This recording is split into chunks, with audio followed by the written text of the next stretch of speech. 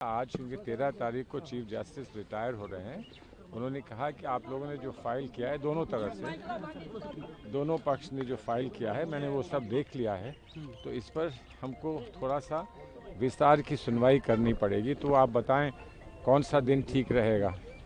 तो वो दिन निकालने में ये हुआ कि उस दिन तो आप किसी और बेंच में बैठेंगे, जो आज लास्ट डेट होता है, ये होता है वो होता है, तो होते होते वो 15 तारीख के लिए तय हुआ है कि 15 तारीख को इसकी सुनवाई होगी।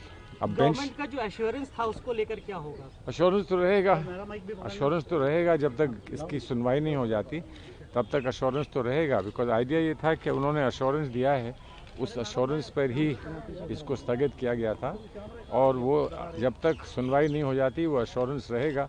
सुनवाई होने के बाद फिर जो भी दूध का दूध पानी का पानी होना है वो हो जाएगा। इस एक्ट में जो दूसरी बहुत सारे चीज़ें हैं सर जिस पर रोक नहीं है, उस पर कार्रवाई जैसे कहा जा रहा है डिमोलिटेशन और दूसरी जो चीज़ें हैं उसको लेकर अगर सरकार अगर सरकार कुछ करना चाहती है तो सरकार करेगी, लेकिन जहाँ पर जो मुख्य बात है, जो ख़ास बात है, जो जिसमें अमेंडमेंट किया गया है, जब वही उसी पर कोई कार्रवाई नहीं हो सकती तो औरों पे क्या करेंगे। जब आप जो उसकी जो वो है मेंबरशिप है उसमें अभी कोई आप परिवर्तन नहीं कर सकते, तब्दील नहीं कर सकते हैं, तो उस पर रोक हो या ना हो क्या फ़र्क पड़ता है।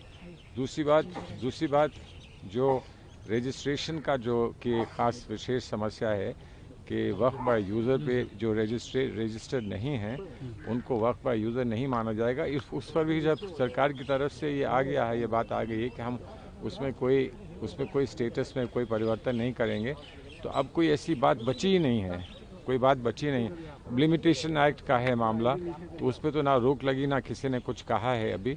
तो लिमिटेशन एक्ट में हो सकता है कि आप कोर्ट के सामने जाएं और लिमिटेशन आड़े आता हो तो कोर्ट उस पर सुनवाई ना करे, वो अलग बात है। तो कोई छोटी छोटी बातें हैं वो चलती रहेंगी, लेकिन सब लोग समझते हैं कि जो मुख्य बात है जब तक वो तय नहीं होती तो उससे प्रभावित जो भी बातें होती हैं उन पर भी यही माना जाता है कि इसको स्थगित करें, इसको बाद में सुनें।